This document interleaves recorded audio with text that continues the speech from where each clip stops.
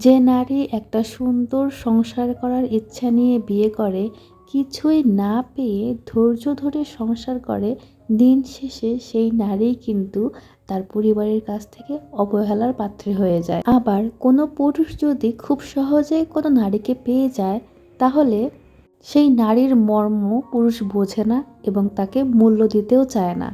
এত কিছু চিন্তা না করে নারী, তুমি নিজের যত্ন করো, নিজেকে ভালোবাসো। দিন শেষে তুমি তোমার জন্য অন্য কেউই এক ফোঁটা চোখের জলও ফেলবে না।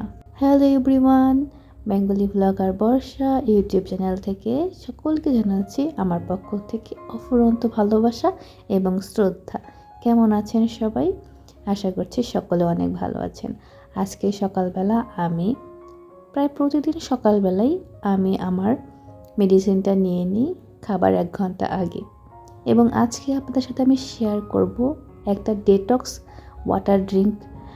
তার আগে বলে নিই, আগের দিন আমি চলে গিয়েছিলাম একটা দোকানে, যেখানে চিয়া সিডস, বিট লবণ, জবের ছাতু, এমনকি আমনের চাউল, তারপরে মধু, কালো জিরার মধু, সর্ষে মধু, তারপরে moringa powder, seed seed juice, তারপর অর্জুন গুঁড়া, বিটরুট গুঁড়া, কি পাবেন না সমস্ত কিছুই আছে এই দোকানে। তো আমি ওইখান থেকে চিয়া সিডস এবং বিটরুট গুঁড়াটা নিয়েছিলাম।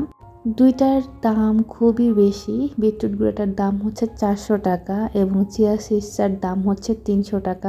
যেহেতু আমি ফেসবুক, তারপরে বিভিন্ন অনলাইন পেজ ঘাটাঘাটি করেছি, ওখানে অনেক দাম ছিল, প্লাস সেটা অরিজিনাল কিনা, পিওর পাবো কিনা সেটা নিয়েও কনফিউশন ছিল। এই জন্য দোকানে গিয়ে আমি একদম দেখে শুনে বুঝে নিয়ে এসেছি। যদিও দাম মনে হচ্ছে একটু বেশি, তবে আমি নিজে হাতে চোখে দেখে নিয়ে এসেছি, এই জন্য আমার কাছে একটু তৃপ্তি লাগছে।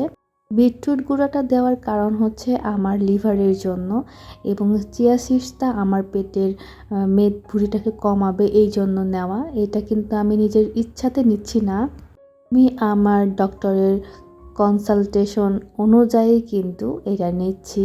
বিটরুট গুঁড়া এবং চিয়া সিডস এবং সেই সাথে মধু এবং লেবু দিয়ে একটা ড্রিঙ্কস তৈরি করে সেটা আমি সকালবেলা খাই। ওটা খাবার 1 ঘন্টা পরে আমি এই চিয়া সিডসের ড্রিঙ্কসটা পান করি, এবং আমাকে সাজেস্ট করা হয়েছে যে এই ড্রিঙ্কসটা খাওয়ার পরে মিনিমাম 30 থেকে 40 মিনিট আমাকে হাঁটতে হবে, এবং তারপরে এসে আমাকে রেগুলার যে খাবারটা সেই খাবারটা খেতে হবে।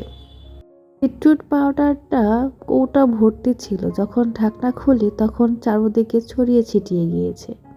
বিটরুট গুঁড়ার এমন একটা স্মেল, যদিও এটা অরিজিনাল এবং অরিজিনাল বিটরুট গুঁড়ার স্মেলটাই আমি পাচ্ছি, এবং এইটার কালারটা ঠিক এত টকটকে লাল, মনে হচ্ছে আমি রক্ত খাচ্ছি, এরকম একটা অবস্থা। তবে এটার খেতে না চাইলেও বাধ্যতামূলক খেতে হবে, কারণ যেহেতু আমি অসুস্থ, খেতে তো হবেই, মাস্ট।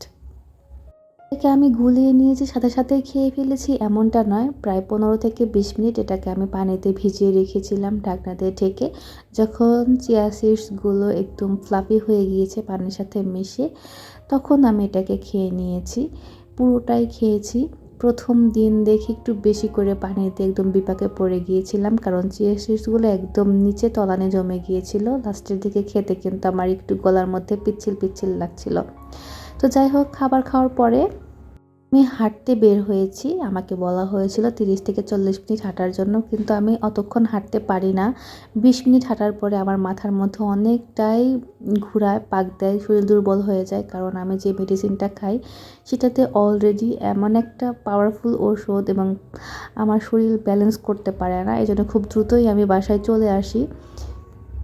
এসে দেখি আমার নানি আমার জন্য ভুথুয়া শাক ভাজি করেছে। আমার কাছে খুবই পছন্দের একটি শাক। সেই সাথে 2টা রুটি নিয়েছিলাম, গরম গরম রুটি। আমি 2টা রুটি খেয়েছি, সেই সাথে আমি অনেকখানি শাক ভাজি খেয়ে নিয়েছি। যেহেতু সারাদিনের জন্য বাইরে যাব, শরীরে পানির দরকার আছে। শীতের দিন পানি খেতে কিন্তু একদমই মনে চায় না। এই জন্য আমি শসা এবং টমেটোটা নিয়েছিলাম, যেহেতু শসা এবং টমেটোতে পানি আছে, যেটা আমাকে সারাদিনে অর্ধেক দিনেরও পানির ঘাটতিটা পূরণ করবে। এই জন্য অনেক দিন হলো আমি চিনি জাতীয় কোনো কিছু খাচ্ছি না।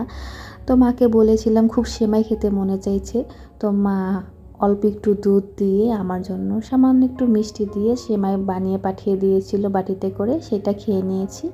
এবং খাওয়ার পরে আমি আমার অফিসের উদ্দেশ্যে রওনা হচ্ছি। আজকে আমি আমার দুপুরের এবং রাত্রের জন্য কোনো খাবার নেব না, আমি অফিসেই খাবো।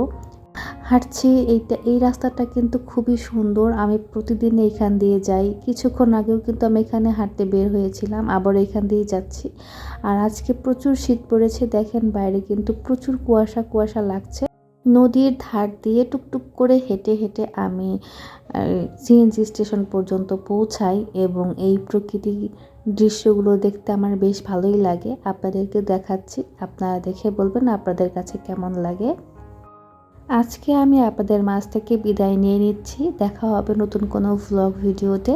ততদিন পর্যন্ত সবাই ভালো থাকবেন, সুস্থ থাকবেন, আমার জন্য দোয়া করবেন। আমি যেন খুব শীঘ্রই সুস্থ হয়ে আপনাদের মাঝে ভালোভাবে ফিরে আসতে পারি। আজকে এই পর্যন্তই। আল্লাহ হাফিজ।